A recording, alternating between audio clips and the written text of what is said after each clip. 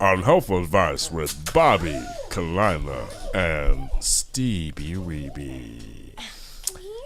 Bonjour. My name is Brandon. I'm a 23-year-old and I live in Central Washington. I think my new roommate wants to have sex with me. I just moved back from Thailand after living there for 8 months, and I found a place with an old coworker. The guy that owns the house is in his mid-40s, and saying he is not entertaining is an understatement. Every time I'm in the kitchen, he will come out from the basement wearing his pajamas, and every time he has a massive boner. He once told me that he'd rather pay his boys to keep him company rather than a female sex worker. What do I do? Thanks. Wait. Is this person... I think it's a 23-year-old male. He has a new roommate who's a 40-year-old man, and he... You fucking move. No, what's so wrong with just saying, hey, dude, put your dick away, man? Because you don't want that when you're making a grilled cheese sandwich at like 1 a.m. Exactly. You don't want to see your fucking roommate's dick. They just say, dude, put your dick away. Yeah, but just the thought that he could be jerking off in the other room and thinking about you is... right? Yeah. Steve, you have a new roommate. He's a 40-year-old. He's a 58-year-old man. Comes out with a bulge, massive bulge Walks every time. up. We would have a talk. He hears you making... All right. Wait. I want to hear the He's talk. the 40-year-old guy. I'm the 40-year-old guy. All right, so all right, you're making a sandwich. Listen, Troy. No, I'll come up to you first. I'll be Troy, yeah. Okay, Keep in mind he has a boner. Hey, can you make me a sandwich? Listen, man. Yeah? You can't be doing that around here. I own this house. What do you mean? You live in my house. It's just inappropriate. You're making me uncomfortable. Okay, but what... All I'm asking is to clothe yourself, man. I have my pajamas on and No, but I see your penis. protruding. No, it's... Yeah, but my pants... I can't help that I have a hard on right now. When I look at you... It makes me uncomfortable. I'm just letting you know that looking at you makes me feel uncomfortable because I just want to nut in your mouth. But I can't do it legally because I know... we have a severe problem. We don't have... Because I'm never going to nut in your mouth. But it doesn't matter. You're making me very uncomfortable. Okay. And if you don't do anything about it, I'm moving out. Okay. Or you're going to have to All right, move I'm going to go change. Thank you. I come back with jeans. All right, I come back with jeans. Stronger Can you still make me that sandwich? I'll make you a grilled cheese sandwich, but yeah, just Yeah, my make sure jeans. you're clothed. Yeah, I have my jeans. You see, I'm wearing my All right, we're good. My hunting jacket. We're good. Right. Hunting I jacket. have a hunting jacket on and my good. jeans. We're good, But man. can I let you know right now? Yeah. I still have a hard on. See, I have a problem with that. I have a problem with that. I know, but you can't. No, I have a problem with that. I mean, you can't see it. Okay, though. come back know. with some more clothes. Oh, so I'll be right back. I'm gonna change. Yeah. I'll be Parka, right he has a back. parka on now. Yeah, on top I of the come back, jeans and the yeah. I hunting still have a jacket. problem with that. Yeah, I didn't say anything yet. I haven't said anything I know yet. I have a problem. No, I have a severe problem. You can't. I live with you, man. I know. Please. So right now I have Please a respect parka your on. space. All right. I'll pay my rent. I have a My side of parka the rent. on. Right. I have all this stuff on. Yeah. Right. Can you still make me the sandwich? I'll make you a sandwich, Right. but just don't. I don't. Please, Hey, Steve. yeah. Please don't say anything derogatory. I'm not gonna say sexually. derogatory. I'm gonna let you know right I don't now. roll that way. I'm gonna let you know right now. Okay. I don't have a hard on. What's the deal with airplane peanuts? Do you jerk off still every night? You know what? I was abstaining for months. You know that. Yeah, I know. You were doing good. For like 2-3 months. You were doing good. I folded, brother. There's this weird Korean mall, and there was this coffee shop there that In the obviously mall, they have in the mall, in the basement, where they have on a paper thing. We make fish waffles. Yeah, like fish waffles. Right. Yeah, look like So my little brother and koi I, fish. are like, Let's get some. let's get some, and then they toiled. Explain what that means. It's a whole to do in their faces that when they go, oh, so they have to go get the batter, they have to mix it, right? They have It's to their pour it. attitude. It's their attitude, right? Like, I don't want I don't want to be doing this, but like no one ever orders this, right? Yeah. So it was like a total toil. So and you're as a customer, you're watching them go through all these motions. It happens in the service industry. You and I will always laugh at services and stuff. And then 'Cause we've worked they them. finally, it took 20 minutes. Oh, she had to get on the ladder. Yeah, get on a Remember, she little was on the ladder. Yeah, pour and this just, like, thing. It was a Big shit thing, show right? to And even do this. Sweating. She makes she's it. She sweating. makes it. We grab it. We take a bite into it. It's terrible. We throw it away. We throw it away. But then when we decided to, No, we walked out of the mall, and then we had a meeting, and we should order more. yeah. So we go back in line. We back on. Yeah. So that she'd have to go through this process again. Again. And another thing we did. Hold on. Yeah. Okay, so the other one was, you know how like there's El Pollo Locos, but then some of them have like Foster's freeze. No, it was at Wendy's. Oh, was it Wendy's? It was And they have Foster's those Frosties. Yeah. We went into a Wendy's to get a Frosty. Yeah. Same thing. They toiled. Yeah. And Right. No, hold up. With this one, they did this soft serve, and it was dripping on their hand. Yeah, and they had hated this it. glove, and you could tell they didn't like making these. So we took a bite, we threw it away, we got back in line, and we kept ordering it. But here's what I did with Kalila. What'd you do? And if I was with you, what happened? you and I would be dying laughing. What happened? But with her, I didn't have that moment. Oh, okay. It was a fight. What happened? So we were in one of the islands in Hawaii, and we're at a hotel called the Prince. Yeah. And they have this long kind of cul-de-sac driveway in front of the where you go in a circle in front of the hotel. Right, like it's very long for the valet. For the valet, right? right. So I got in the car. So when you go around, you can just go onto the main street. Yeah. Or you can go continue in the circle, right? Yeah. So I picked up the car, and she goes, "Where are you going?" I go, "I gotta wave to the guys, to the valet." Yeah. So we went by the valet, and I went, right? Yeah. And the valet, they wave, right? Yeah. I did it 12 more times. But by the fourth time, Coletta's screaming at me. And by the 10th time when I'm waving, they're just kind of looking at me like I'm on drugs. But I just kept going around and around.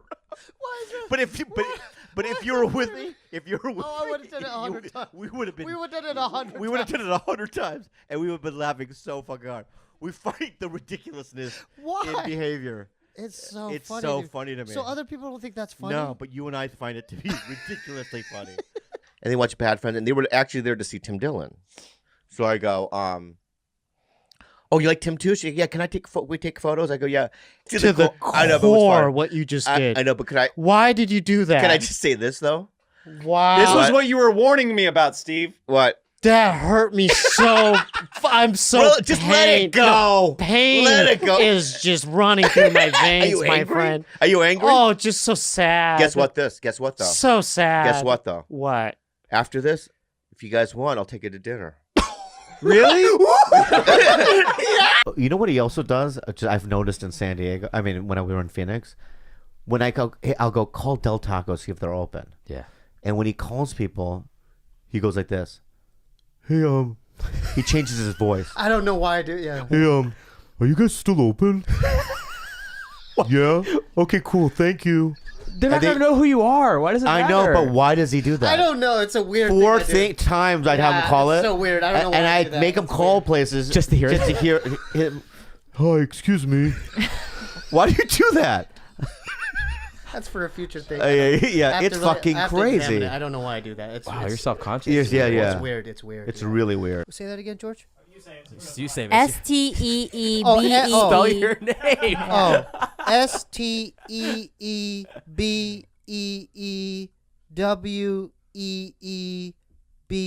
STEEBEEWEEBEE.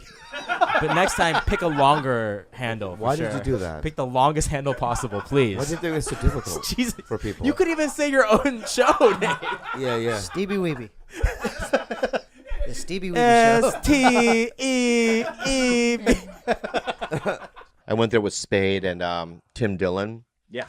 And it was I just needed to go just to get my juices flowing. I'm scared of it. Oh, you haven't done it in a while. Yeah, I'm scared of it. Are you rusty? Yeah, I'm rusty. You are? I don't know what I'm. You don't know I'm what you're doing scared up to there? do it. You're I'm scared to do it. So it's like you're an open micer again. Yeah, I feel like it. No, well, settle down. I think. Okay. I I want to see Mom. Yeah. Come on.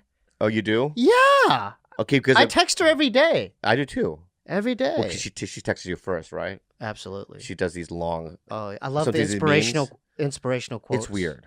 Did Well, she that's- send yeah. emojis or bitmojis ever? No, quotes, inspirational She does quotes. like she'll have like it'll be like a photograph of a butterfly, yeah, and it'll say, today is the only day that we have. Live in the moment, and there'll be just this butterfly. You know Oh, what I mean? yeah. On it. Yeah. I love it. And then I don't know what to text back, so I'm like, I never heard that before. Or, or heart emoji. What? Heart emoji. You send a heart emoji? Every day. That's all you put? You don't say... No, you I don't- say Oh. I do 3 or 4. I go, I love you, Mom. One day. Yeah. I love okay, you, where's your Oma. phone? I'm gonna read you what I... Let's see if they're similar. Okay. No, I do say the same stuff. Yeah. Because I'm very Exact- similar on mine too. So I do the all same right, thing. so I'm gonna go. Where's mom? Where's mom? Mom. I do the Marcel. same. Okay, so here's mine, right? Okay. And these are like. Read yours. All right, so she goes. Wait, you read 3 or 4. I'll read 3 or 4. Just you want to do responses? Here's my responses. Okay. 3 or 4. Good night and dream beautiful dreams. No, read hers first. Oh, Yeah, sorry. to give context. Oh, all right. Yeah. Don't Okay. be rude. Okay, sorry. You are here for a reason. There's nothing accidental about you. There's a specific purpose, assignment, and mission on Earth that only you can fulfill. Never doubt your specialness. Then I go, good night and dream beautiful dreams. That's better than mine. What is your... give me Okay, one. at Cigna Pharmacy, I Yeah. picked up some medication, and on the way home, I stopped at Albertsons and got some groceries. Yeah. Good night! Exclamation point. Wishing you a peaceful night's rest. That's your response? No, and then my response is, you too, Oma. Heart. All right. Yeah, heart. I'll give you the one. Okay. So this is my mom. She does a Dr. Seuss quote. Okay. She goes, why fit in when you were born to stand out? Dr. Seuss. Then she says, stay safe and healthy. Good night and sweet dreams. Love you. And then my response is, that's a good quote, Mom. Hope everything is okay. Ask if you need something. You're doing way better than me. Give me a... Time to go to bed. Stay safe and take care. Good night and sleep tight. Love you. And my response, night, Mom. Heart. That's all the... That's Wait, all... do 2 more and then we'll wrap it up. We'll wrap it up. I'll do one more. I'll Let's do just one do more. one more and Okay, we'll wrap it okay. up. All right. 93 degrees... This is what she says. 93 degrees right now. I think the summer is around the corner. Good night and sleep tight. Hope you're feeling good. Miss you so much. I love you with all my heart. You're killing me in this. Yeah, go ahead. It's windy outside, but the temperature is perfect today. Take care and stay safe. Good night and sleep tight. Love you. What's your response? Love you, Oma. So, So I did a repeat. STEEBEEWEEBEE. Already lost track. Oh no, you BEE. Tripled it, bro. you tripled it. You did Stevie Weeby Weeby. Well, Stevie Weeby with double E's. All E's, double E's. Yeah. Stevie Weeby. why'd you do it so hard? I don't know if it's spelling bee style. Your mom texted me too. What'd you say? Go ahead, Jeremiah. She said, at the end of hardship comes happiness. Yeah. And it's a picture of a yak. And then it says, is Steve vaccinated yet? Yeah. I knew. I'm sorry, I'm Yeah, sorry, it's buddy. fine. You're No, like Gilbert. no, You're the no, gayest non-gay guy I've ever met in my life. I'll take that. Really, when I said that first too. met you, I'm like, who was that fucking Probably gay heard guy? the story 20 times. Yes, I'm we just know. saying. Yeah. And then it's so weird that you eat pussy. Yeah, It's so weird. No, I'm happy Hey, for you, man. I'm- I like You're the girl too. No, I like the girl too. I'm happy for you. Hey, I'm happy to be the gayest non-gay guy ever. Yeah. Dear Heavenly Father, thank you for blessing us today and allowing me to see my brother. I am going to get vaccinated soon. I promise. Are you really gonna? Yeah, I am. I What, knew- I do you knew know you'd who bring to it up. call? Yeah, my friend Eric is working on it as we speak. Wait, at a clinic. Wait, Eric. Wait. Eric works at a clinic. He knows someone at a clinic. Right. But you could just. Anyway. Okay, so this is my prayer though. Yeah, all right, You know, sorry. this is my Sorry. prayer. This is my prayer. You're thankful. Thank you for allowing Jeremiah to be here today. Or Yeah. Rudy. Thank you, Tito Bobby. Thank you for allowing us to start Scissor Bros podcast together. Yeah. And thank you for our health and that we're allowed to podcast during these times. These times. Thank you for allowing us to have food in our systems every day. Yeah, in our bodily systems because we need nutrients. Yeah, we need We need nutrients. Yeah. And thank you for the sunlight. Whoa. Mhm. That, a lot of people don't ever think the sun. Oh, yeah. Yeah. Without the sun, what happens? You die. Maybe. I go, Brady, open the window to Todd's house and we'll steal his weed. So he broke this window. And he broke it. I snuck into the little space. I stole his weed. And then what we did was we put it in my car, hid in my car, and we waited Todd to get home. And when he got home, we rang his doorbell. And he goes, I go, hey, can we buy some weed? He goes, someone broke into our house, my house, and stole the weed. And we helped him look for the guy. Oh my God, you're one of those. We help him look. We go, who did that? Right? And so for hours, him and I, we went down the streets, looked for cars. We know we had You're the a weed, piece right? of shit. Yeah, but I'm one of those drug addicts. You know that there's that one kid. Weasley, yeah. I love you so much. You're my brother.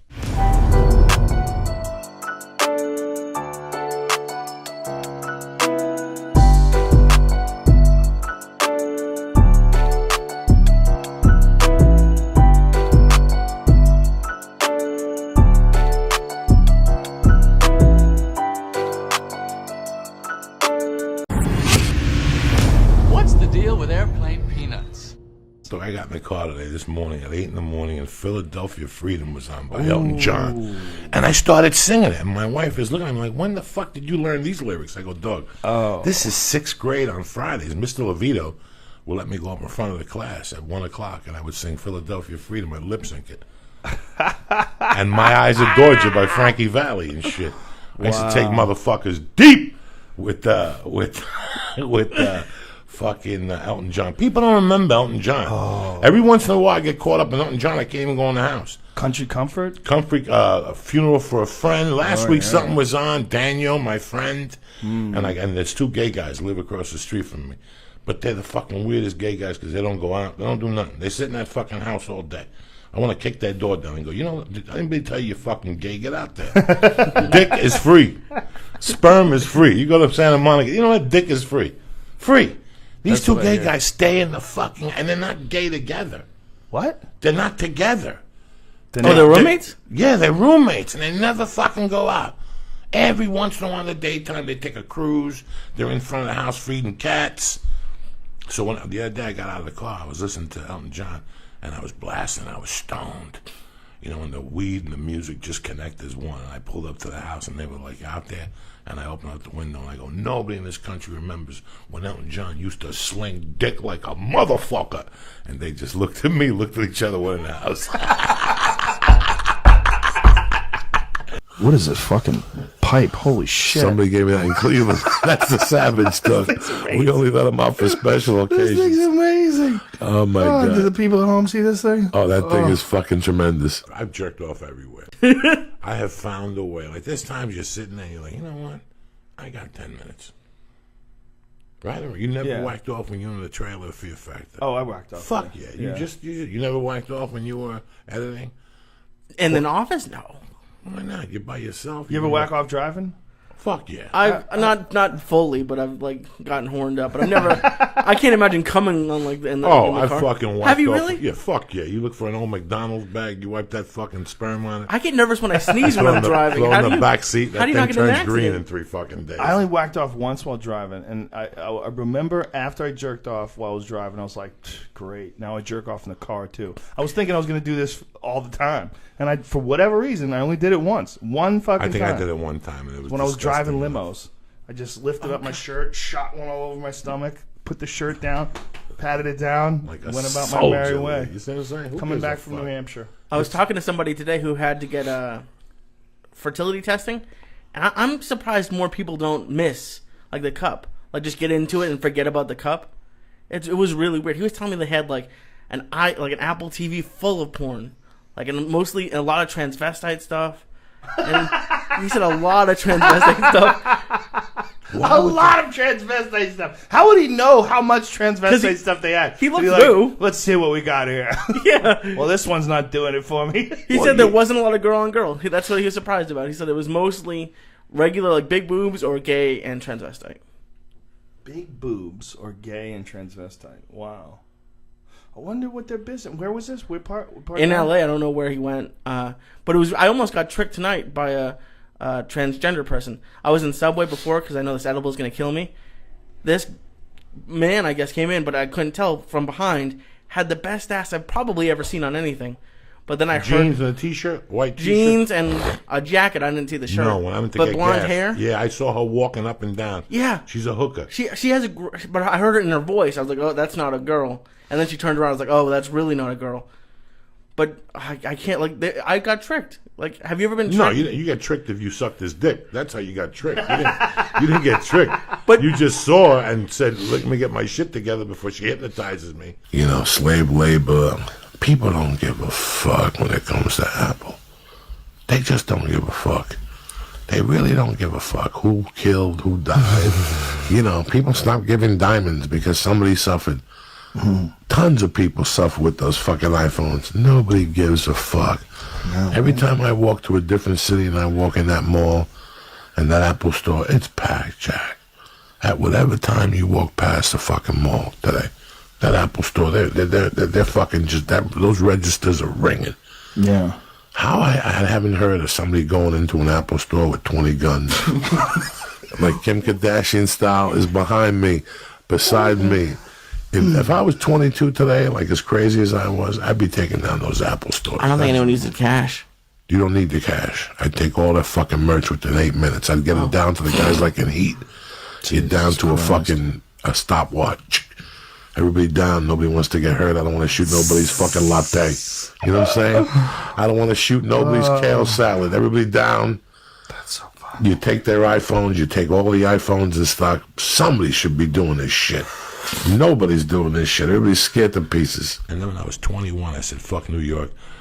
People were looking for me. I got to get out of town. So I came out here, and I tried to give this a go, you know, and he wasn't going for it, Joe WRLD. He was like, you got a room upstairs, you got a week to get your shit together. If you don't get it together in a week, you got to go, dog. And I was like, I thought you were my mother's brother. But he threw me out, and I couldn't take it, so I tried to rob him. I couldn't go home with nothing, so I pulled guns. He pulled guns. The cops came. The cab came. Because I was robbing him as he pulled up, and he called the cops, and the cab came. So I swore to God, I go, next time I see him, I'm going to fucking shoot you, you motherfucker. I mean, this was terrible. This was horrendous. Didn't you call him from prison? Was it him? Oh, I used to call him from prison. And tell him that one matali, hueputa. I used to tell him, I'm going to fucking call you. And he would say, you're faking it. I know who this is. I'm going to come after you. And I would hang up on him. I was pissed. I was pissed about it. And now you're going to Dodger games with him. Yeah, man. It's the We had him on the podcast. We had him on the podcast. Do you say it's the drugs? I'll tell you, when you do that many drugs and you wake up the next morning, the next day you're very unconscious. The best days I had as a salesman were nights I felt my spine tingling. You know what I'm saying? Were nights that I fucking felt the electric jolt of cocaine. I would be a sports salesman. And I would wake up and go in there, and by 12 o'clock, I'd made $3,000. Is it like a hangover, or what is it like? It wasn't. It was a hangover, but I'm unconscious. I really don't know what I'm doing. You know, when you think about things and you go into something and you think about it, you can't really. It's when you don't think about it. It's when you're just flowing. And I would just flow, and the guy would say, Joey, no nerves. What is it on Saturdays? You always do great. And I remember I used to snort so much coke then that I couldn't even get sprays to open up my nose. So I would take 2 tissues and just stick them up my nose so to drain. And I would sit there all day with 2 tissues. They would look at me and go, what's up? Nothing. At the car dealership? No, at no, this sports fucking, dealership. Oh, sports betting. You know, I called Pete. I go, Pete, you mind? He goes, nah, take the week. I took the Thursday, Friday, and Saturday. So I do the Thursday night. He's not there. The wife is there. So the same thing fucking happened right before I go on stage. And at that time, my head wasn't in it like that. She came up to me and she's like, listen, I heard rumors, not here. Here we work spotless clean. If you say one bad thing, you're fired. Oh, those fucking people. Well, guess what? I shit my pants. I really did. And for the first 15, I tried. I struggled. I was eating death, and then I just let loose, and they went fucking bananas. I said, fuck it. I'll just take the 200 for the night. I don't give a fuck. I walked off. She didn't talk to me.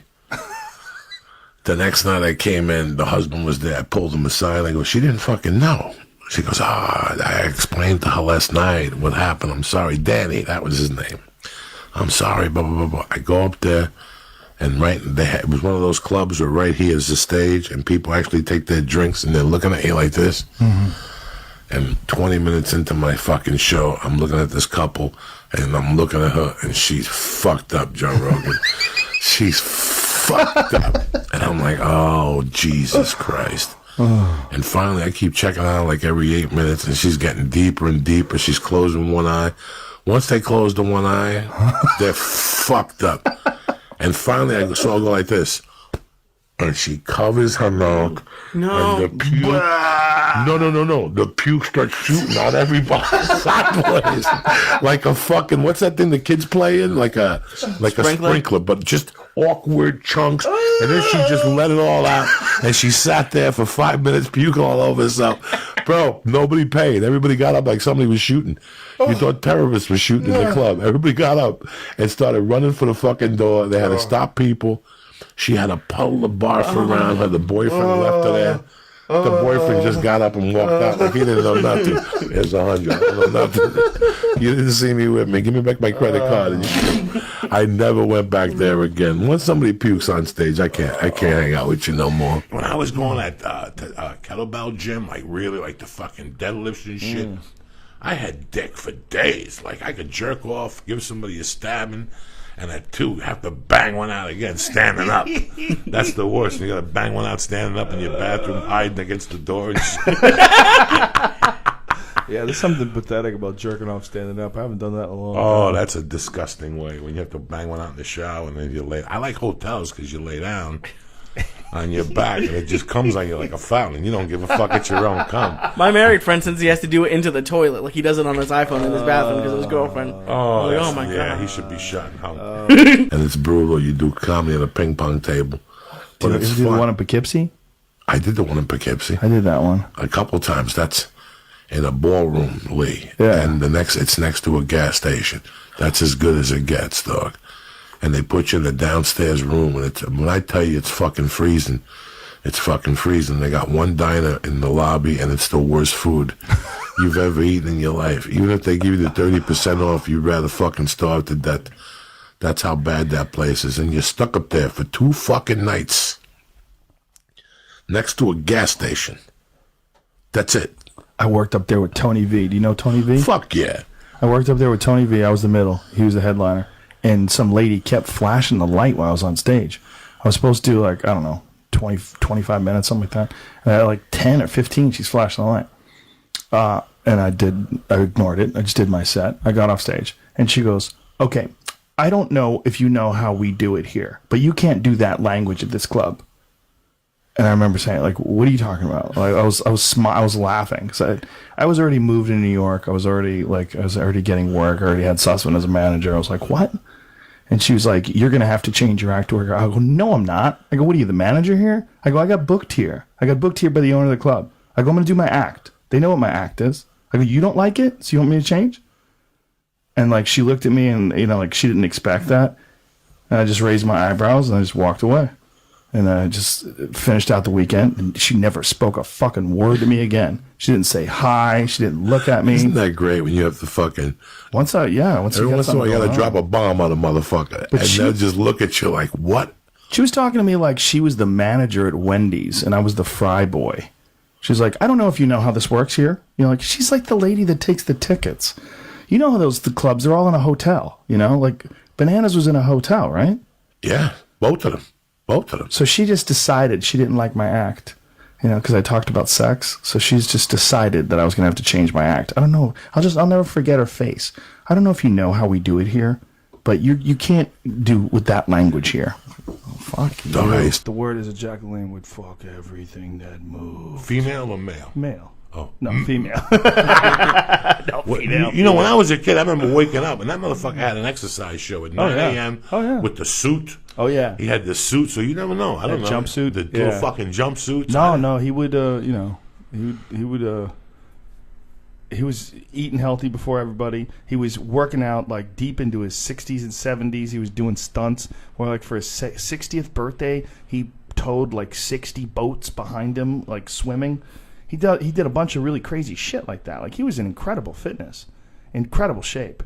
But yeah, fucked everything. You couldn't go near him, even when he was older. Which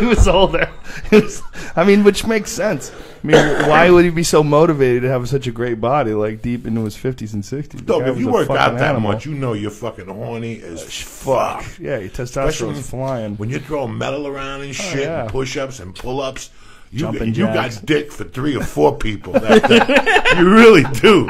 You really do. Well, how long of a plane ride would it be from Miami? Like 20 minutes? Like, how long could it possibly be? 40 minutes or something. It's not even Vegas. 90 miles, so it's from here to San Diego. Yeah, that's like not even half the trip to Vegas. They have to do a circle just to feel... just to make it worth it? You know, listen, man, I don't know if... Before 9/11, the trip to Vegas was 40 minutes. After 9/11, all of a sudden it became an hour 10, plus they doubled the price. So, there's all those fees, like 9/11 fees. There's times the plane in Vegas has been 50 minutes behind, and they still got me here on time. You know what I'm saying? Like from Vegas to Burbank, they know it's not that fucking... You really think they take a circuitous route? Really? They kill some Why time. would they do that? Because how guilty would you feel if you took somebody for a half hour from here to Vegas? It's not a guilty thing. $234 fucking. The fuel costs so much money. They'd be crazy to do that. I don't know, though. From the unknown, I ran away. I don't think I'm coming back home. Whoa, whoa, whoa, whoa, whoa. Like a cross face, it's a dark place I roam. Ain't no right way, just the wrong way. I know. I problem solve with styrofoam. What's the deal with airplane peanuts? When I came here, I got here and they said, "All right, you got to go for an audition for NYPD Blue." I didn't go to an acting. I didn't know nothing about that. I knew nothing about that, dog. I knew nothing about commercials. I thought they shot commercials in fucking Mars. I didn't know the fuck they shot commercials when I came here. Seriously, I'm not lying to you. Fucking commercials. I came in and they go, your face is great for commercial. Okay. Yeah, I don't know. I know nothing. I didn't even know. I never even thought about shooting fucking commercials. I got a friend of mine. Was Analyze That? Was that your first big movie? Basketball. Basketball, that's right. Basketball. That's when I first started hanging out with you. I popped right. a movie and shit by mistake. I went to NYPD Blue, didn't get it. And as I was walking by a door, a lady pops up and she goes, "You here for the audition?" I guess so. She gave me a sheet of paper, I read it, and boom, I booked 3 weeks of $5,000. I never saw nothing like that in my life. Wow. I snorted every penny to the fucking and then I robbed the fucking roller skates. I robbed a different pair of roller skates every fucking day. All right, every day I went and I returned them at Five Guys. What is that? The five sports guys? Think I'm fucking kidding you? I would get to my room, there'd be a size 13. I'd wear them, I'd put them back in the box and clip them. The lady would come with wardrobe. Anybody see the roller skates in there? No, I put them in wardrobe.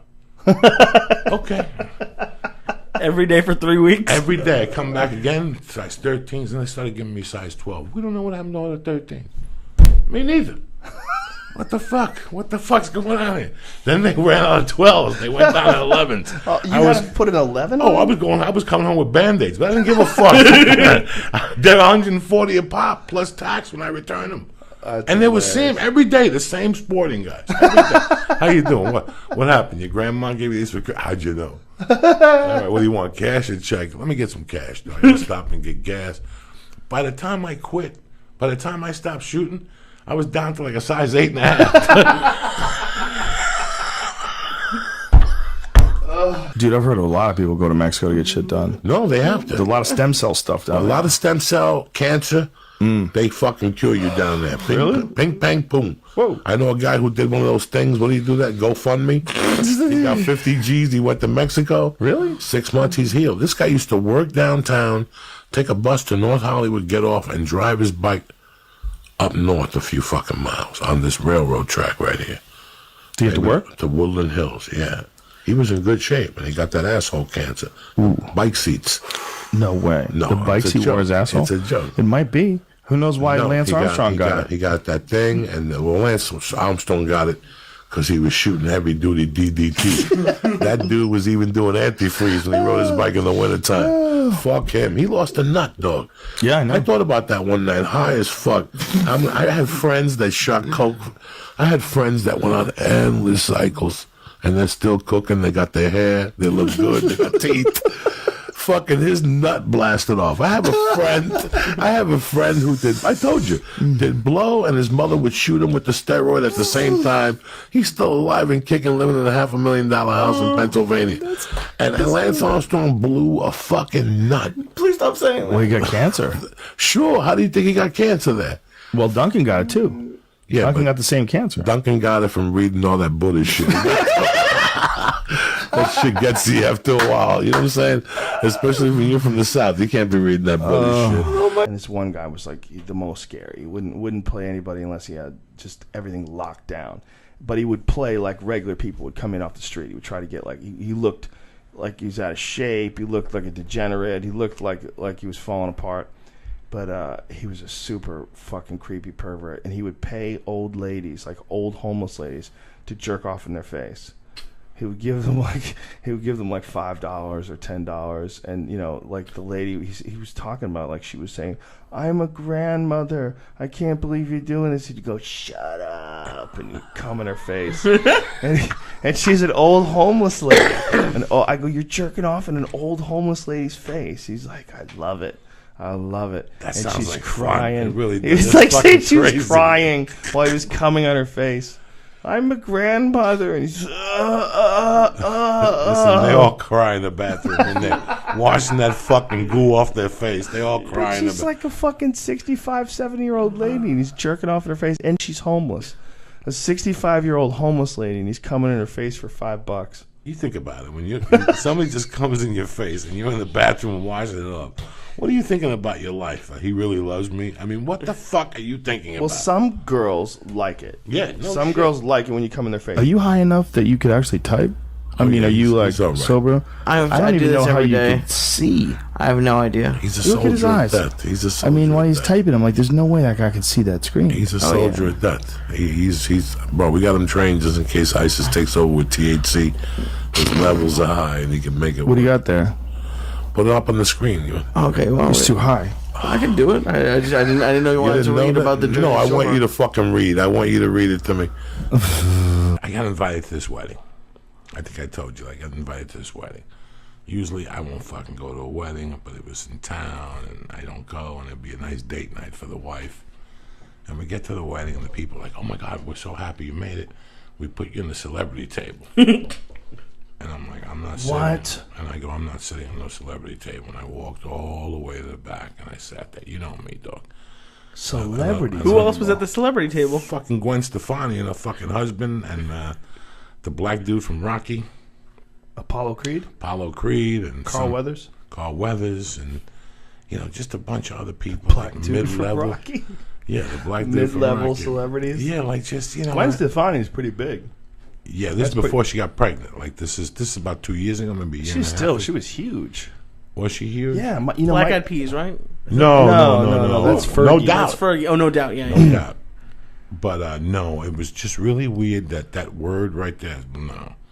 I sat in the back. I'm no fucking Celebrity celebrity, table. dog. No. And it's this, you know, man, every time I hear shit like that, like somebody comes at shit, like today I was washing the car and somebody came in and said something about, "Oh, I saw you on this or something." And I want to say, I wish you would have saw me when I robbed that fucking.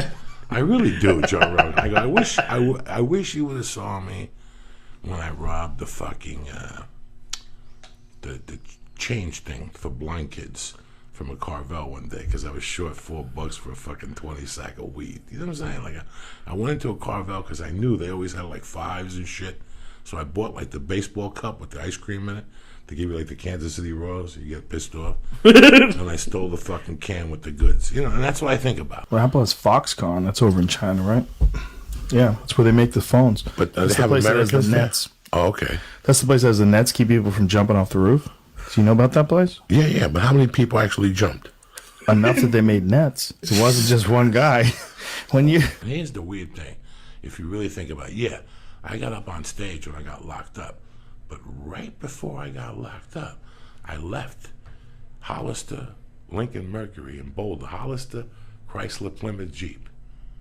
Because their pay plan sucked and they took away my demo. They didn't want to do demos no more. In fact, listen, watch this.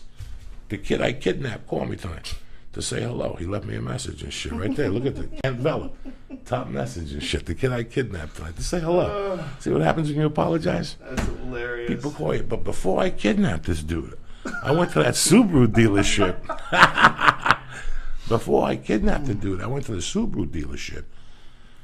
And while I was there, you know, there was this dude that was a white dude, like a Western white dude, like with cowboy boots on. He put a suit on. He kind of looked like Charles Bronson. Didn't say much. I think him and I got into a beef one time over a car deal, and we had to split it. And he was like, he said something to me, "You're lucky you split that deal." And I was like, nothing was going to happen, dog. And that was it. Well, about a week later, one day, he took me outside alone. And he was like, "Dog, I've been watching you. You're wasting your life." I go, "What are you talking about?" He goes, "For 16 years, before my wife died, do you know what I did?" I don't know. He goes, "I was in charge of entertainment at Caesar's Palace." He goes, "I came back to raise my kids. I'm not a fucking car salesman. I just needed something to do at night." And he goes, "I've seen a lot of fucking comedians, man. You should give it a shot." He goes, "You want me to make some calls for you to get you on stage?" It's like, no, I got blow to do. Fucking stage. The fuck out of here with your stupid fucking idea. That's a whole Hollywood scene, like trying to get people to like you and hire you for things. It's just this weird world. It's a weird world. And here was this guy hanging out at the Comedy Store that was a total hustler. I mean, you were a total hustler, you know? And we became friends like immediately. Like, we became friends, like, right away. I remember bringing you around the fucking news radio set, and they're like, "Who is this guy? There's this fucking menacing guy in a leather jacket that keeps eating all the shrimp." Something about going under the knife under that long, it does some wacky shit to you, and it makes people feel really listless and depressed, and it causes all sorts of, like, a whole cascade of mental issues, and depression-related issues can come just out of long-term anesthesia. What's the matter? What are you angry about? You okay? I'm not angry about anything. No, it's just like when you go have surgery, doesn't the anesthesiologist have to, like, they have a person there with you the whole time? They have a professional. That's not what we're saying, though. No, but when I'm like, didn't Michael Jackson just get that and they let him sleep? Like, it's dangerous. Like what you're saying is, yeah, that's why he's dead. Exactly. Yeah. But sometimes you go to Mexico for surgery, you save $8,000, and there's no anesthesiologist. It's just a Mexican named Paco that comes in and shoots you a syringe just by looking at you. He's 5'6". We're talking about my uncle taking me to this game. I tried to rob him 25 years ago at gunpoint and whatever. We don't talk about that. Like, Ari wanted me to tell the story on the storyteller's thing, and I said, "Ari, if you don't know my uncle, he don't talk about it. Like, I apologized to him on the podcast, and he don't go there, bro. He's never told me he loved me. I tell him all the time, 'I love you, Theo.' All right, I'll see you tomorrow." My uncle does not fuck around. He told me right out yesterday. He goes, "Because I thought I couldn't go to the game. And when I went," he goes, "You called my daughter and told her to take me to the game. That wasn't going to fucking work." He goes, "The only person I wanted to go to this game with was you. Not even my sons. I like going to the game with you. Because I take him once a year. He's 76. He's my mother's brother, you know. But yesterday on the way back, he goes, 'I wish your mother would grow up to see what you became.' She goes, 'At the funeral, you were a lost kid. But when you came here, every time I looked at your eyes, I thought of Charles Manson.'" You know what the biggest bullshit bait and switch act in the world is? Fountain soda. When was the last time you had a fountain soda that tasted remotely as good as one that's right from a can? They just aren't. Period. There's some Cokes. I like fountain sodas. It's okay. With sugar. It's okay, but it's not the same thing. It's not like you don't enjoy it. Like, if you get a Diet Coke from a fountain, it's okay. It's okay. It's not like you don't enjoy it, but it is not as good as out of the can. When you get it out of the can, bar, disgusting. You're getting the full formula when you get it out of the can. It's a consistent experience every time. Yeah. You get a cold Coke, you crack it open, you drink it, it tastes the same way every time. Same thing with a Diet Coke, same way every time. But if you go to a fountain, you get some weird sub flavors. Things are watered down sometimes. They get light in the syrup. They don't have the bubbles. Yeah, that's the problem. They fake that it's Coke, and they stick some funky ass RC Cola syrup in that machine. Oh, I would know. RC Cola's disgusting. I wouldn't know RC fucking Cola. Shit, you can't trick the Cuban from Coca-Cola. I didn't know who the fuck you were. Listen, let me tell you something, guys. A real comedian, when he's on the hunt, he should know what a television even is. A real comedian. When you were in Boston on the hunt, I never watched fucking Seinfeld. I don't fucking know what fucking there is a place you want to go. I never watched that show. Never watched Cheers. Never watched Cheers, not once. I don't know nothing. TV didn't exist to me. Like, didn't come back into, like, TV got out of my life in 81, and it didn't show back up till 1999 or 98, and the girl I was dating said, he's on news radio. I thought you were a fucking radio guy. I thought a news guy, like, hi, Joe Rogan here. This happened in Baghdad today. I didn't fucking know what. If you're a comic and you're on the make, you're on the fucking roll, like you go out 7 nights a week, you're at that 3-year mark, you should know what TV. If you come to me and say, do you watch Game of Thrones? I got to look at you because I didn't know no TV. My first fucking 6 years in comedy, I don't know about TV. What fucking TV are you talking about? What movies are you talking about? I'm making, I didn't understand that mentality. So I never really knew. First TV show I watched and I made a comeback to television was NYPD Blue. Like Jimmy Smits was dying. That's all I remember. Seinfeld was done. It was like the end of Seinfeld. People come up to you, what, Seinfeld? When am I home at 8 o'clock, you fucking dunce? You know what I'm saying? When the fuck am I home at 8 o'clock giggling, eating popcorn? Yeah, I didn't get into TV shows until I was on one. Never. I never watched Cheers was the show when we were younger, Yeah. but when I was, you're absolutely right. When I was young and I was struggling in New York, I would go out every night. Who the fuck knows stand-up. TV? The one by the house by Marie ETC. Yeah. That's a Christian church that half the waiting list are Jewish people. What? From Orange County to put their kids in that daycare. Because the daycare is just that good. What about pet hotels where they give them like TVs and beds? Have you heard about that? Yeah. They put like Animal Planet on all day. Animal Planet all day. It's and listen, man, it's whatever the fuck you pay for, whatever you believe, man. It's just fucking amazing. It's $25,000 for a picture or whatever the fucking artist, and you sit there. And I've been to those things. My buddy in New York is like a great framer. His shop is in the Lower East Side, and whenever I go back east, he gives me a hug and he kisses me on both cheeks. I mean, it's not his fault.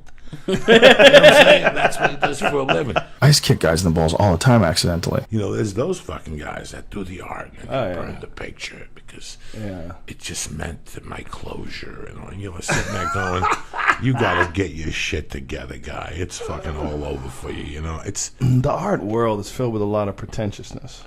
Just art itself, calling yourself an artist, being an artist, wearing a scarf. When they call themselves an artist, that's where my thing. And then they justify it by going, you're an artist. And I'm sitting there going, But there are artists. What? There are artists, but these really pretentious artists, they fuck up the whole concept of being an artist. Like, look, Quentin Tarantino is a fucking artist. Okay, that's a guy who creates badass motherfucking movies. It's an art to him. You know what I mean? Like, fill in the blank. Richard Pryor was an artist. He was a real artist. He created art on that stage. But some fuckheads, they say, I'm an artist, and you just go, ugh, bleh, and you just want to throw up on them. Bleh.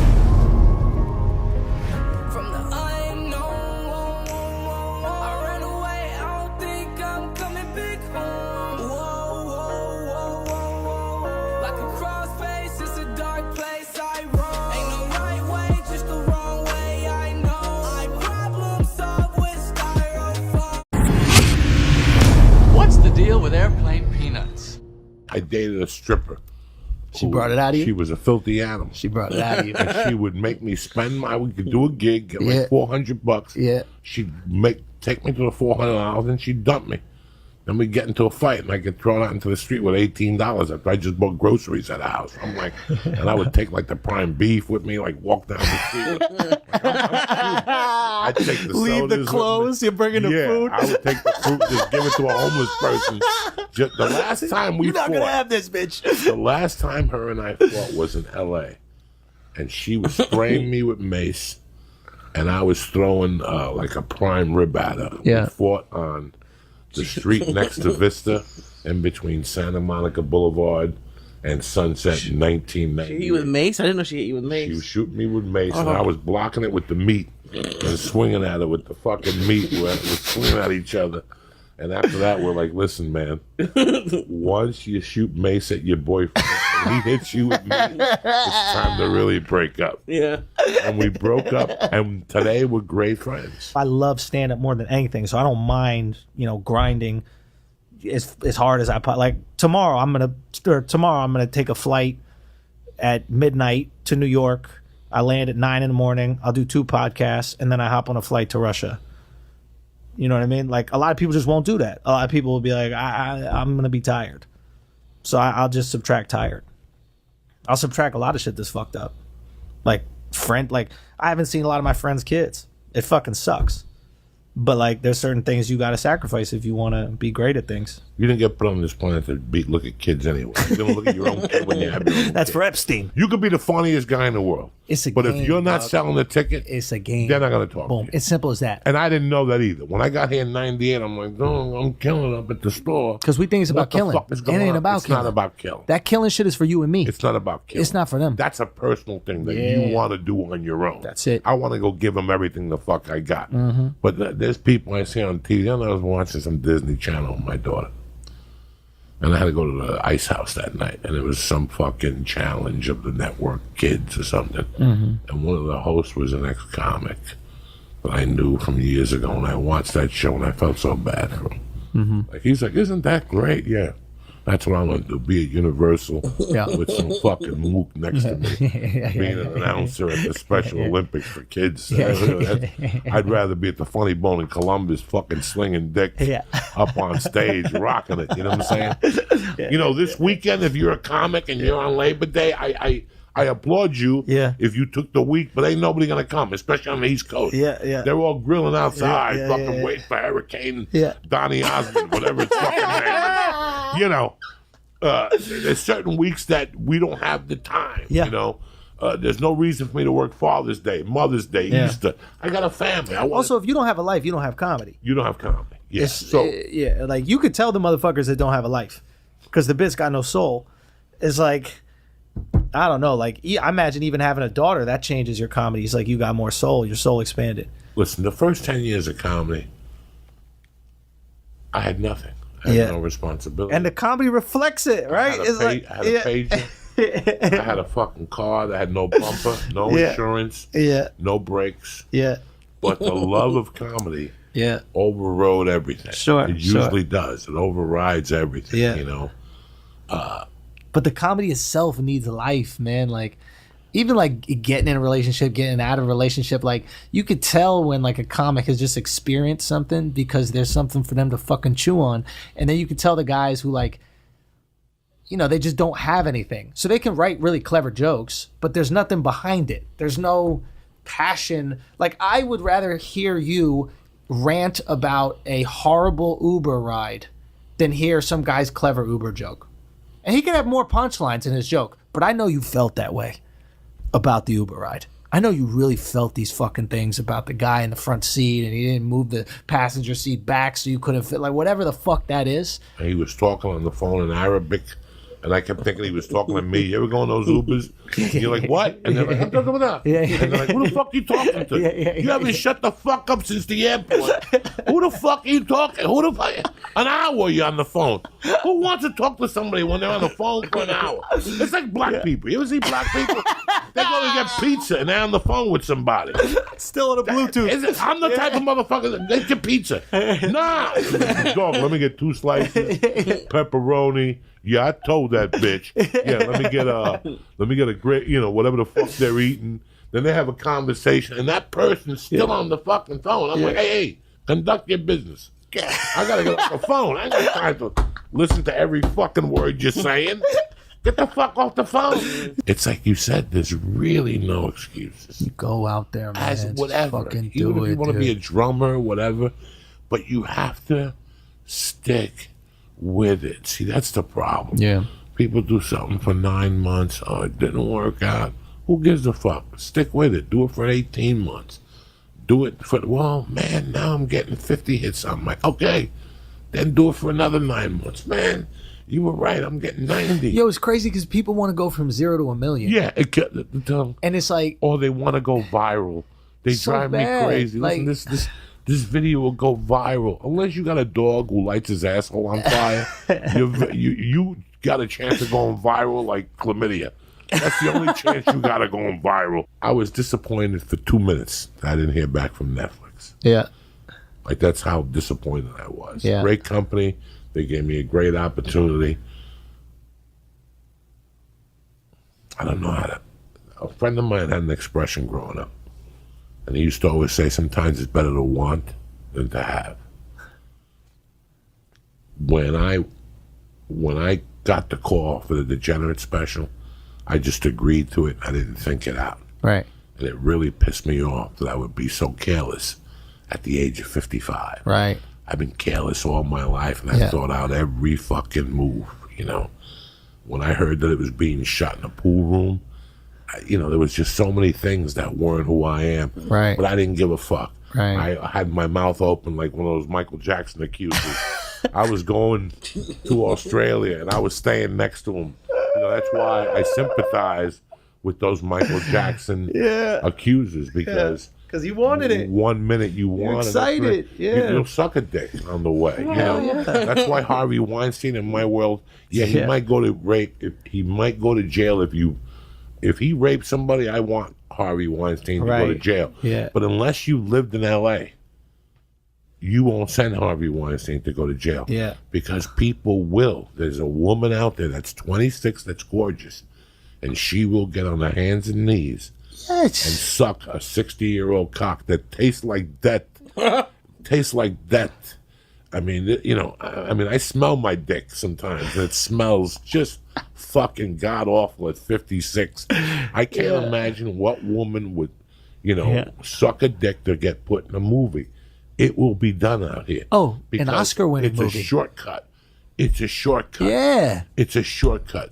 People love shortcuts. And I don't even blame them. I know, you cannot blame them. Because they don't care about the art. They just want to be famous. So and- you're just going to do whatever makes you famous. And what happened to me was when they called and said, Netflix, everybody's like, Netflix, you're going to be so lucky. Yeah. It wasn't until I got there that I said, I didn't think this out right. Yeah.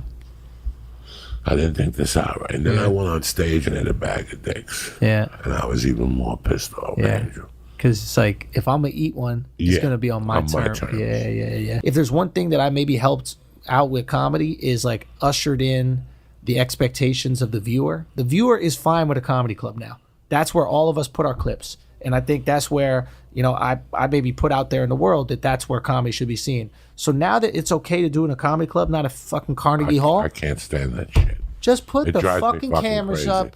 Let them go. Don't tell anybody. Didn't and they let's see do what one of the happens. greatest specials at Dangerfields? Bro, I mean, Didn't they do one of the greatest specials at Dangerfields? Why? several at Dangerfields. Several. And it's like, And that club sucks. today, Bro. there's nobody in there. Holy shit. Nobody's It's in there, too though. comfortable. They're like sagged back in the seats. But that's such nice people. Where do you work? You out want to in the know city? what Weinstein's dick smells like? Go to Dangerfields. I love Take it. a whiff You know, of that every time- couch. We're very lucky. We all the shit you were talking about. I would love to do a special and see a chandelier fall, and the guy do 10 minutes on the chandelier falling. That's what I live for. Yeah. But the networks, it's got to be polished. Contrived. And I've seen people nitpick specials over years, and it's for no reason. The bottom line is it funny or not? Is it real, man? Well, the lighting wasn't. Gives a fuck. Shut the fuck up. It doesn't And matter, you dude. prove that all wrong. You've forgiven all those motherfuckers that said, well, you need to spend $250,000 and get a crane and 10 midgets to dance and a long opening. I even loved your opening. You're talking to some black guy. He's selling you a nickel bag. You get up and you go do your thing. Nobody, and you went right out there, attacked the fucking Korean. Yeah. And I'm watching all this, and I'm Payback. like, this guy doesn't give a fuck. That's why he's doing what he's doing. And the audience he has is reading this. Yeah. That he's going against whatever Comedy Central thinks, whatever Netflix thinks, whatever HBO thought of comedy, whatever True TV thinks. I don't know what the fuck they're thinking. You know, there's like 8 Viceland, shoot yourselves. Yeah. There's like 8 networks that are just. There's like 8 networks that you would say. You think about it. Yeah.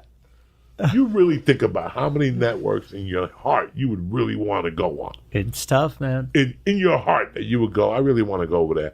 But if you're going to put me after, who the fuck wants to go on Comedy Central? Hey, there's nothing there. You're There's dead nothing there. There's It's dead. nothing there. They're going out of business. And they go deeper and deeper into the hole. With every show. Like, really? That's your answer. Yeah. Oh, shit. There's 8 guys doing tremendous podcasts. And this is the fucking moron you picked for later. It's fucking mind-boggling. It's mind-boggling. Fucking Crab Feast is doing better than most of your fucking shows. What's his name? Ryan Sickler. Shout out to Ryan, man. Sickler's a fucking savage. Yeah. Put him on a fucking show at 11 o'clock and let's have 3 fucking normal guests. Yeah. But the people that they keep putting on and shoving down your fucking throat, and you're supposed to like them, and one day you're like, what do I like this fucking person for? They're doing everything for me to like them. I like people that do things for me not to like them, like you. You're not supposed. Because I don't care if you like me or not. He's not on Comedy Central. Okay, he's better. He's on his own fucking There it time, is. his own universe. Put the money up. What do you want for 1 million people that fuck with me heavy to see your brand? What does that mean? I mean, because once we start doing that, once we start going direct to the advertiser, shit, it's over. It's like we don't need anybody. We literally need nobody. We need HBO or Netflix, etc., because they're the ones that have the money. But once we get the money direct and nobody's chopping it, why would you go anywhere else? Why would you go anywhere else? Does it make any sense? No. I mean, that was part of the reason why I dropped the same day as Chappelle. Like, I released it the same day as Chappelle because I was like, that's a $20 million special. And I wanted to put out a special that was $0 million. And I wanted you to watch them back to back. And I wanted you to tell me, I want you to truly watch them back to back and then just be like, did I laugh $20 million more? It's brilliant shit. I wanted Did you sell coke in high school? I tried to sell weed when I was in Spain, man, but I wasn't good at it. So I was like, if I do this, I'm going to do this the right way. I asked 1,000 questions. I got a job. Yeah. As like a door guy at a club. I Yeah. asked 1,000 questions. Yeah. I knew. The other day somebody wrote, restock your shirts. You could make more money. And I'm like, if I wanted to make money, Yeah. I would have got into selling cocaine. Yeah. Yeah. When I got into this in the beginning, Yeah. from day one.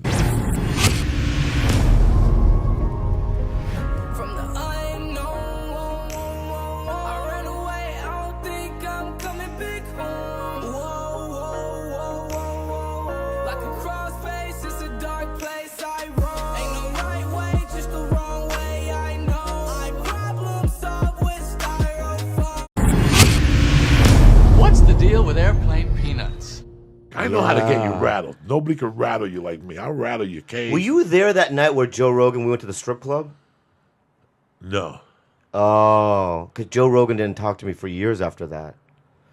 Because he was headlining, and then we went to a strip club. I thought you were there, and then there was these gang members with tattoos on their faces. I didn't know any better. I was young, and Joe goes, "Let's get out of here." And we were with other comics. I thought you were there, and I go, "No, don't be a pussy," right? Because they were like eyeing us and stuff. And then years later, I had to apologize to Joe. I go, "I know we almost died. I'm sorry."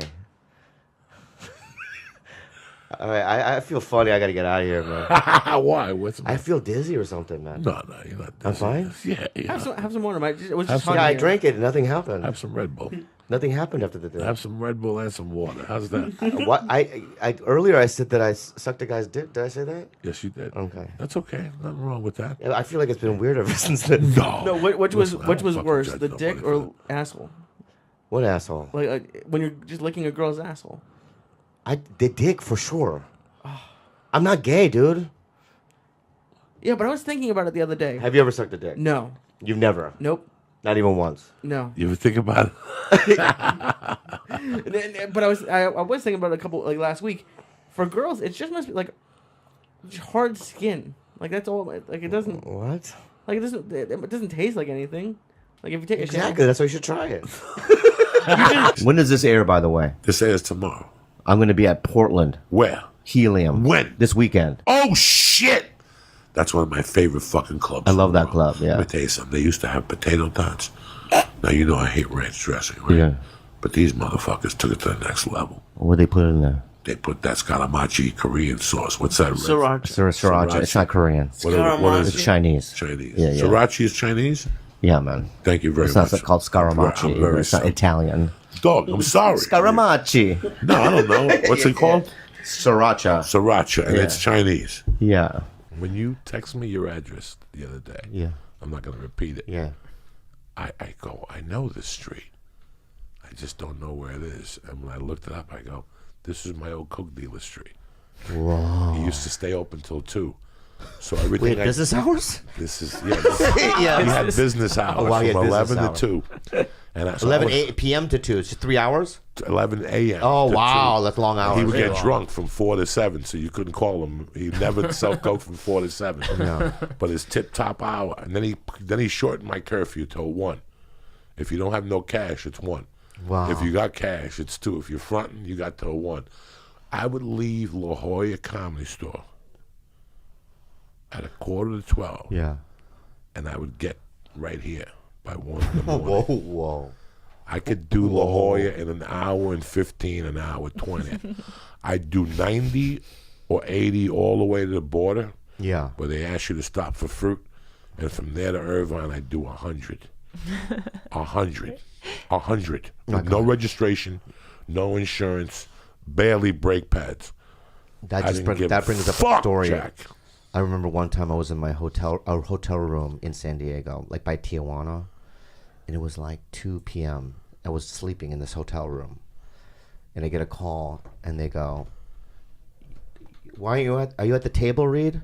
And I was so drugged out, right? Because I had just gotten pills from Tijuana. I'm like, "I have a table, Reed." How fucking embarrassing is that? Jesus. I'm so drugged out, I can't even make it to a fucking network table read for a show. Dog, I did a movie. I booked a movie called Pizza and Bullets. Sounds great. It was horrible. Yeah. It was horrible. And they had the girl from The Godfather. But I went and shot the first scene, and I'm like, I'm not going back. you did it. And the next day, I had a 6 a.m. call, and I got coked up to the gills. Damn. And they came knocking on my door, and I went out and I grabbed the kid, threw him and shit. And they called the cops. It was hysterical. And they're like, don't you want to be in this movie? I'm like, I never want to be in your fucking movie again. The casting director called me and said he'd never book me again. He was going to call everybody. Fuck Pizza and Bullets. Tell them that I was a fucking piece of shit. Yeah. And the director called me, and I yelled at him. And now the director's trying to be my friend on LinkedIn. Fuck him.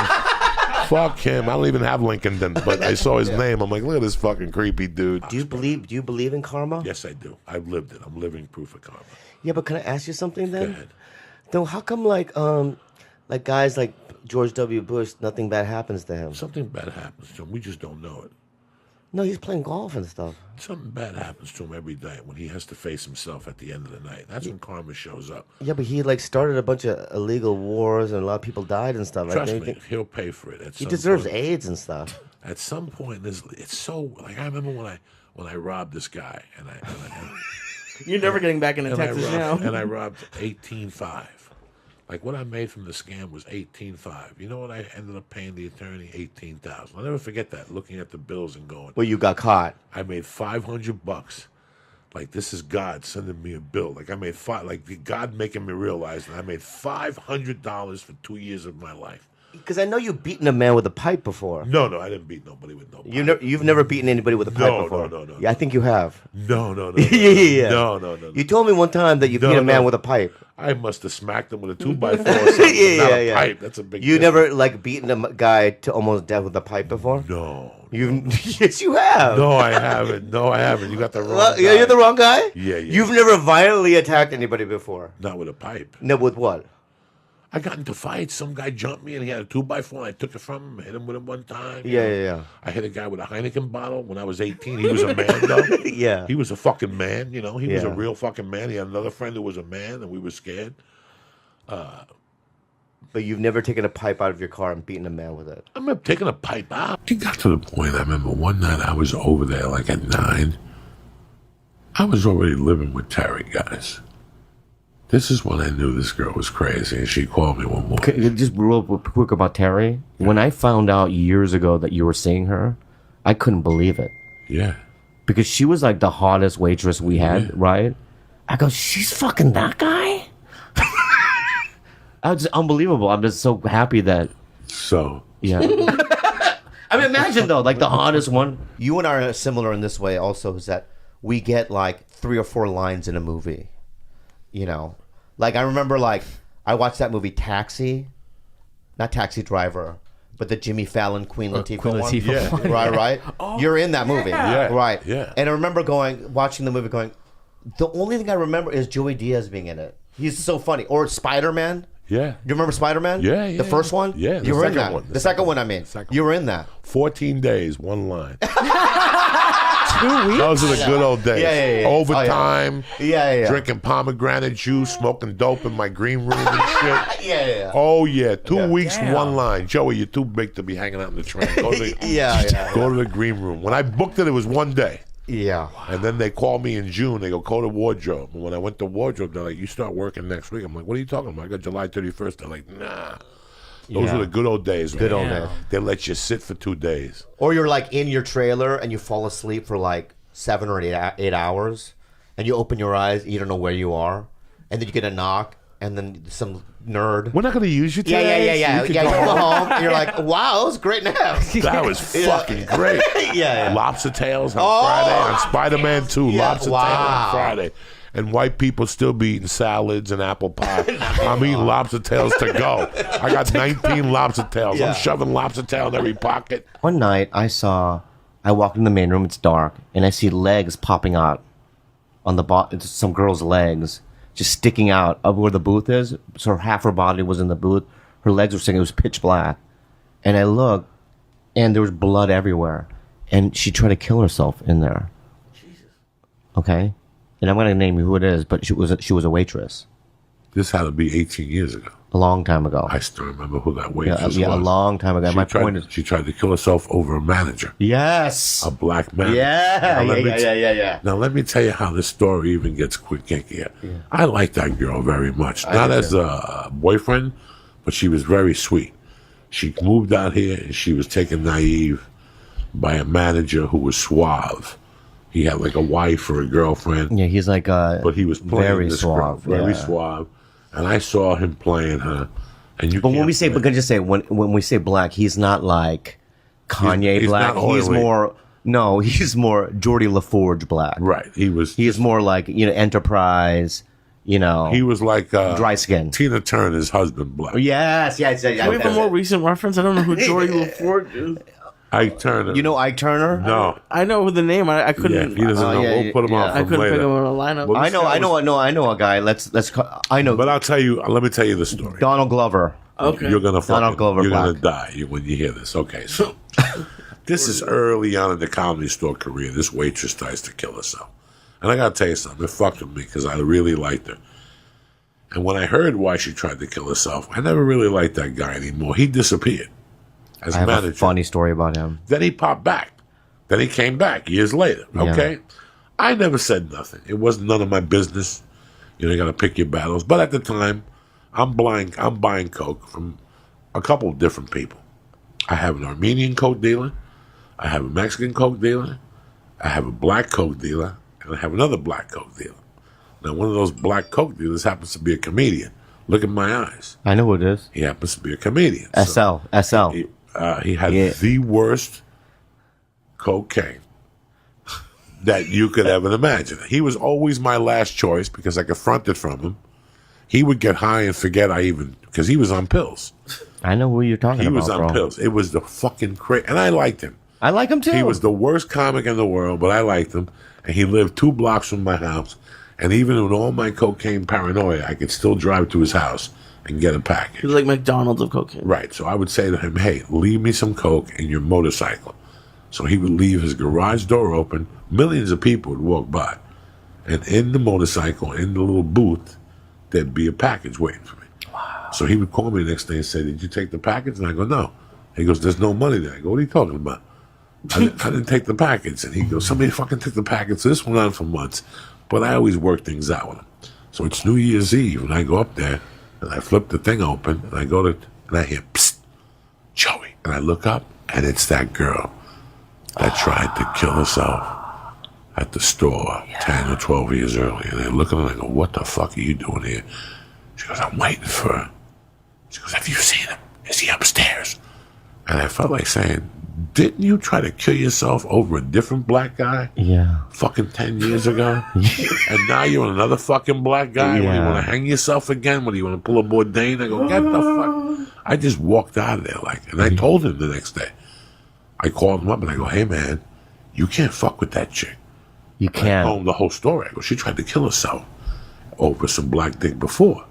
And he had a girlfriend. You got 20 white women that are chasing you. She'll have a heart attack. I tried to take her to a meeting, right? Because I was sober. I'm driving down La Cienega. She jumps out of my car going fucking 40. And I never saw her again. All I was doing, she was like thinking that I was like some sort of human trafficker or something. She goes, you want to go to a meeting, right? And get sober. She's like, I don't know much about him. I go, you're going to die. So I tried to be the good dude. She jumped out of my fucking car. At 40 miles an hour? Yeah, can I tell you something funny about that guy, the manager, though? So he was doing comedy, too. Did you know that? Yes. For years. For years. So I didn't see him for years. So one day I get a call from this guy named Tony Calabrese from San Diego. He goes, do you want to judge a comedy competition in Tucson, Arizona? So how am I going to get there? He goes, I have a private plane. We're going to do the whole thing. So I fly to Tucson. It's a huge comedy competition. I'm one of the judges. Next thing I know, this next guy's from Orlando, right? He's been doing comedy for 2 weeks only. Ladies and gentlemen, it's the guy. The black manager. He doesn't know I'm judging. He comes up there. He's been doing it for 10 years at that time. But he's trying to pawn it off like his own. You just fart? No. He's trying to. I didn't fart. I tried to move my... He said he'd been doing it for 2 weeks. He goes up. He wasn't even that good. But then I gave him a 0. Out of what? Out of a 10. Okay. Did you just fart? Stop farting on me. That's so gross, dude. Thank you, bro. Yeah, you did. I heard it. I did not. You didn't hear it? Yeah, it went pop He's like that. actively pushing it out. Did you smell it? Yeah, I did. No, you did. If you don't smell it, you didn't. Yeah. I fucking smell it right now, What dude. does it smell like? It smells like Cuban something. Yeah. It's rude, dude. Sorry about that. Yeah. No, you're not. You keep telling. Listen. Yeah. Listen. Relax, all right, cocksucker. God, Joey, you get so emotional. You got it so emotional. Yeah, bro, we're talking. This is from the heart here. This ain't no fucking okey doke podcast. I don't do podcasts to I don't do fucking okey giggle. dokey. And, no. I know I'm that. not I didn't okey say- dokey either. I know that. I didn't say Yeah, that. I'm but real, too. I know. That's why I'm saying. Don't call me Okie. I love you. I love you too. Now we do this thing called unhelpful advice. We'll do it really quickly. We have an email, and then we give suggestions, and then we'll end it. Okay? Go ahead. Unhelpful advice with Bobby, Kalila, and Joey Coco Diaz. My father-in-law equals amazing, loving, supportive, and love seeing him always. His wife/mother-in-law equals addict, booze, pills, cigarettes, and weed. For years, we've bit our tongues and tried to include my husband's mother in our exciting life milestones. His dad's always there and supportive, but his mother, in her condition, has added nothing but stress and frustration to our lives, events, and holidays. We're now expecting our first child, and I do not want her at the hospital or even around the first couple of weeks until I am comfortable with the new motherhood. And if she is sober. She makes me anxious and is a mess. I don't want our exciting next chapter to have a horrible memory of her actions like our wedding did. We do love and want my husband's father around whenever he wants to be. He's amazing. But they come as a pair quite often. How do we approach the newborn time? I would hate to rob my father-in-law of his first moments as a grandfather because of her actions. Well, then weed her out. Mimi. Weed her Get out. together. That's a tricky one. That's not a tricky one. You That's go, too hey, long Dad, of a you fucking come. question. Mom, you're out. No? So, father-in-law's cool. Mother-in-law is batshit crazy. They want to bring dad and father-in-law for all family festivities, but not mom-in-law. But they come as a duo. They don't come as a duo. Well, it's... I understand that, but the thing is that when people think that they come in pairs, it's like, if I was in my drug addiction, right, I was using, and Kalila didn't leave, and she would leave, but that's she would definitely leave. But if she didn't leave, right, and then you were invited to a wedding and I wasn't, I'm well aware of. I'm like, yeah, that's why, because I'm a fucking fuck up. Yeah, I would set boundaries and be clear about how you feel about her. That's the only solution to this. Well, that was a great episode. Let's get the fuck out of here. From the unknown, I ran away. I don't think I'm coming back home. Whoa, whoa, whoa, whoa, whoa. Like a crossface, it's a dark place I roam. Ain't no right way, just the wrong way. I know. I problem solve with styrofoam. What's the deal with airplane peanuts? Do you really want to go out in the fucking hospital? You know, because you fucking didn't want to stop eating In-N-Out burgers? Really? Right. That's what you're fucking telling me, that Right. you want to go out in the fucking hospital. Do you really want to have to pull up your shirt once a fucking day and Yeah. shoot yourself in the fucking stomach with Crazy. a needle Yeah. when you're on the road and whatever, you know? I saw Ralphie May come in here and I saw the lump on his neck from where that shit that gets released, cortisol. Was he that big from eating? No, he was that big from fucking from ice skating. You know, he ice No, I skated know, so it's- much. When did you start doing comedy? 2010. What made you get up? What made me do it the first time? Yeah. I was in the mortgage business, and in 2009, College educated? No, dropped out of community college to do Percocet and sell subprime mortgages in Long Island, which I still believe is what I will return to.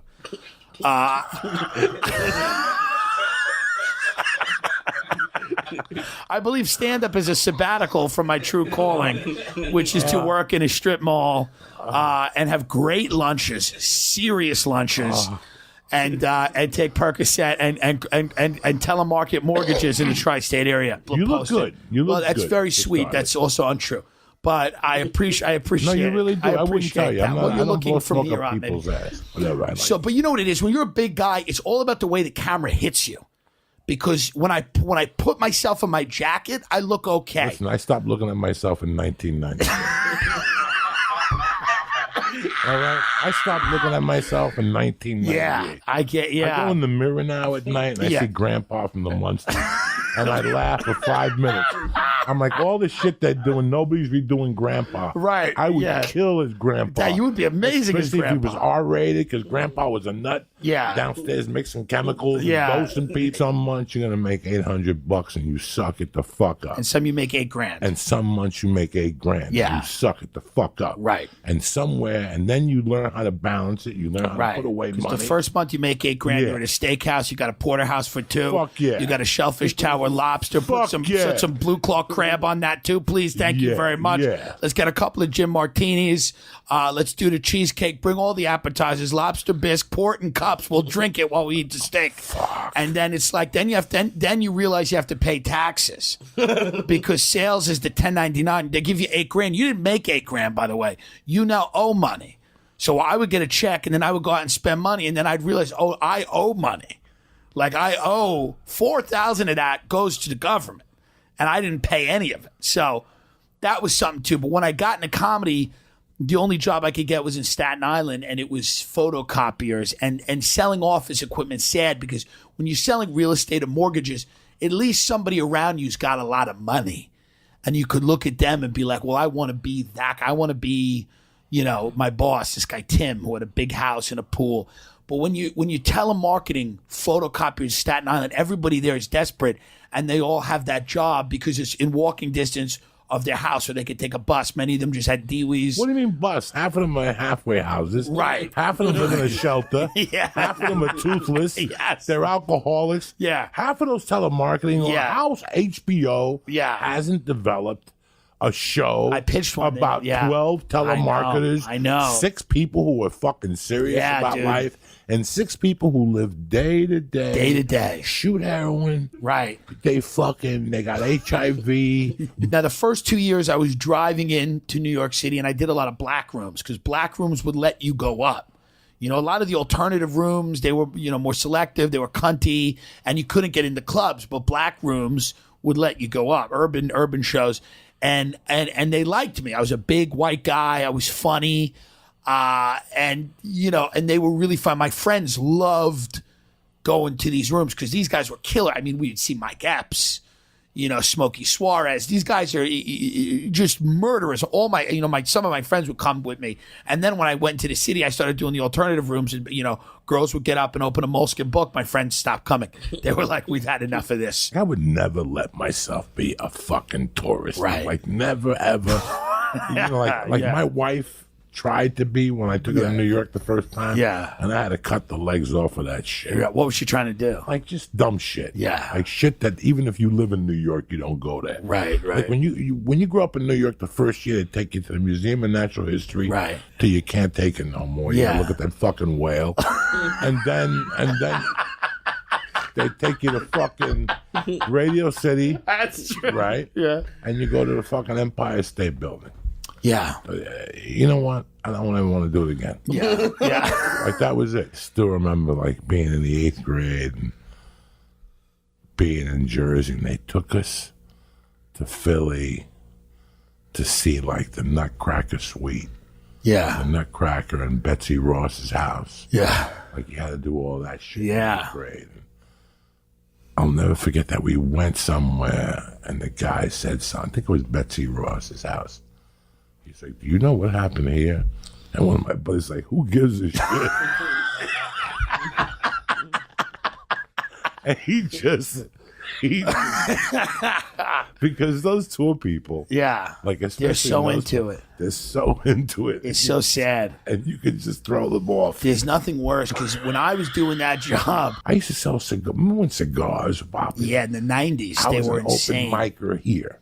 Yeah. When I became a regular at the store, the biggest job in L.A. was selling cigars on the phone. Sunset, right across from Rock and Roll Ralph's. Yeah. Where the hotel is, walk 50 steps, that building, there were 20 fucking motherfuckers in there. 10 of us were, actors, comics. Yeah. You had to be there at 5 in the morning, 5 or 6 in the morning. But the other 10 were fucking people who were toothless. Yeah, degenerates. Who'd be fucking drinking while they were fucking 5 in the morning. Who was the better salesman? Drinking. There was, listen. Anybody can have a good day. Hunger is hunger, bitch. Hunger is hunger, yeah. I the best salesman in my Hunger is office hunger, bitch. was a woman in the copier office. There was a woman named Ida. And they go, Ida just sets appointments. They said, sit next to Ida. So you train, you sit next to the top producer when you train. So you sit next to Ida, and this was the top producer at this tail. And she looked at me. I'll never forget this because this just puts in perspective how fucked everybody was. She goes, "I'm doing good this year, and if I do even better, I'm gonna get a car."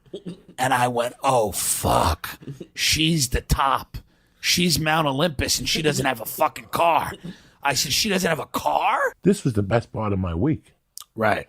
Was going to Weight Watchers and fucking going off. Like the lady started accepting it. Like, go off in there.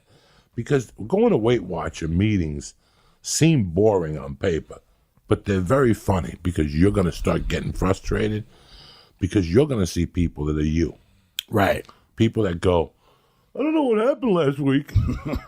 Every one of my meals, I ate bananas and I still gained 8 pounds. Well, you did something wrong here. If you ate bananas every meal and I walked my action points and I still gained 8 pounds, and you want to reach over and smack them. Right. There's people who go and they'll actually lose 6 ounces. Yeah. Like they'll say, "I lost 6 ounces the last 2 weeks. Oh my God."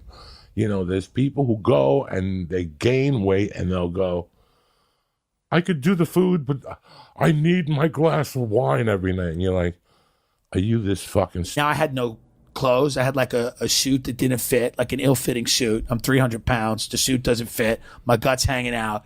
I have like the shirt that's half in, half out. I have shoes that are basically moccasins that I'm passing off as dress shoes because I have no fucking money. And these sales guys, they don't understand that. And I'm walking in hedge funds. I'm walking in a law office. They think I'm homeless. They think the people are like, "Wait, whoa, the secretaries are trying to stop me." I'm like, no, I'm trying to sell you a copier. I sold a few of them, like just because I'm a fun guy. And I'd walk in and they'd be like, "Who's this fucking lunatic?" Somebody came up to me once and go, "Your thing's great. You walk in like a mess. People take notice of you." I go, "It's not my thing. I have no money." They go, your thing, what you do is good. You wear ridiculous shoes. Your shirt's got bird shit on it. It's great. They go, this is like a fucking thing. They thought it was a thing. They thought it was a thing. They're like, yeah, this is good. You're like a slob. It's not a diet. See, that's the word. So it's a lifestyle. See, I did the keto thing for a while. It worked, right? I did keto because I want you to do something you're able to do on the road every day. That's hard. It's hard. And that's where that's what I tell people. Yeah. Well, I'm going to do the carnivore diet. Okay. So that means you're going to eat a steak for the rest of your fucking life 3 times a day and a piece of salmon. Right. That's what you're telling me. Right. Well, I'm going to do that. Everybody got something. You know, if you live at home and you're Janet Jackson, that diet's going to work for you. Right. Because you have people cutting chefs. shit for you and doing that. I'm going to do the no carbs diet. Wait till you get the zanies and it's 1 a.m. It's true. What are you going to eat? I'm on my 3rd show of the night. I mean, do you have any almond milk in Chicago at 3 a.m? Yeah. Bah! Yeah. They're just punching the fucking mouth. I saw guys like on a tour bus and they were just yelling at tourists on a bus that was going through Times Square. And now he's like, well, that guy can't have a boss. There can't be any background check to do that job. These tour guides in New York, they were lunatics, these people, you know. One woman, I swear to God, would just go on and talk about a knee operation. And the people in there were trying to learn about the Empire State Building. She would say, she would hear it. She'd go, I've had 9 operations on the same foot. People would tip her at the end. It was like, she was an animal, but people felt bad for her. So they fill the tip cup up at the end. So I was like, oh, these people are also in their own way con artists, degenerates, marginalized figures from society. You know, some of them thought they were historians. Some of them, they were all full of shit. You know, these guys, they barely knew anything. I was just like, I'll go up there and my whole goal was like, I'll make everybody laugh. So I would, pass a building and be like, what the fuck's going on in there? You know, I'm like, I was like, What were you making doing that? $15 an hour. 15 an hour, but checks, so that's bad. So 40-hour work weeks, I never left with a check over $350. Okay? But cash tips every day of either no money when I was lazy and didn't want to give the tour, and a Russian woman punched me in the stomach once. Because we were sitting on the thing. It was first of all the Russians are poor. They come in January, February. They have no fucking money. They're poor. They come the coldest time of the year. And you'd have to do a tour for one Russian couple. And the thing with Russians is they have beautiful blue eyes like huskies, but they have no souls. So when you see, because they have 100 years of atheism, so they have no soul. So there's not, so when you look in their face, you see there's nothing there. So I just sat on the bus, and this Russian woman said to me, she goes, you give tour, you fat fuck. I said, listen to the automated tour. I said, I'm not doing it today. You're the only people on the bus. She goes, I pay money. You give tour. You give tour. And I said, no. Because I could put it on the automated when I was being lazy. And the automated would be like, and the automated was supposed to be hooked up with a GPS, but it was never where it should be. So we'd be by Central Park, and they'd be like, you are seeing the 9/11 memorial. And everybody would look out, like, where's 9/11? They had no idea because the GPS. These companies don't care because these buses, there's no repeat business. Right. You just, you bang them. Bill Burr has a great thing where he talks about the guys who sell tickets to these buses. They're all Africans and Haitians, and they all have deep machete scars in their faces. They make $8 or $9 grand a month, and they send that all back to Africa. I think Burr... You don't want to weigh in on fucking Friday. Right. You're going to go out Thursday night. You weigh in front of everybody? No, you weigh in when you walk in. Right. You give the chick your card. You sign up for 6 months. Right. Beep. You give the chick your card. It's not like... 19 fat people watching you. Like, boo! Yeah. Boo, That's what I thought it was. No. That's what I thought it was. Boo. Where it's like you got on the scale and everybody's just staring at you like you fucking lied to us. The computer's a scale, and then she'll type it in and she'll go, you had a good week. And then you buy fucking sugar-free brownies or whatever they have. They always have snacks there that I take on the road with me. They're good, yeah. That's so at night and then you learn how to prepare. Tim Dillon, you're going to fucking Chicago this week, bitch. I know. You're going to eat a beef and sausage sandwich. I did. It's so bad. Guess what? But guess what? Right. But do me a favor. From Monday through Wednesday, Behave. Eat the 6 eggs scrambled. I don't give a fuck. Eat the chicken breast. Get a salad. Listen, these people. Well, if you're gonna eat a salad, you put the salad there. Shut the fuck up. Yeah, right. I'm sacrificing everything. Right. I mean, the salad with tomato. Nobody's fat. Let me because put of my salad fucking dressing. blue cheese dressing. Yeah, on, yeah, all right? yeah. I'll take the 5 points for the blue cheese dressing. Because I'm eating lettuce and tomato and onion. It's not It's not the thing I was. Nobody wakes up in the morning and says, you know what? I think I'm gonna have 3 fucking salads today because I really want. Yeah. I can't wait to get my taste on. I can't wait to see how that lettuce is tasting today. And then fans of like my podcast and shit got to sit on the bus and see what I used to do, and it was hilarious, you know, because I would talk about like human trafficking and drugs and you know my roommates and you know everybody on Broadway. They go, oh, it must be amazing to be on Broadway. I said these people are all one broken ankle away from living on the street. Then you see a college, like a high school theater group would come, and their faces would go down. I said they don't make any money. I said I know the woman at Phantom of the Opera. She drinks soup out of a cup and stares at the rain in the food emporium. I said every day she wants to put a gun in her mouth. I said, so let me tell you. I said, and if she falls and sprains her ankle, she's going to be living in the street, and she's going to have to go to the suburbs and fuck her way into the middle class, and then she's going to have to work at your school, which I thought was funny. But one of the kids started crying.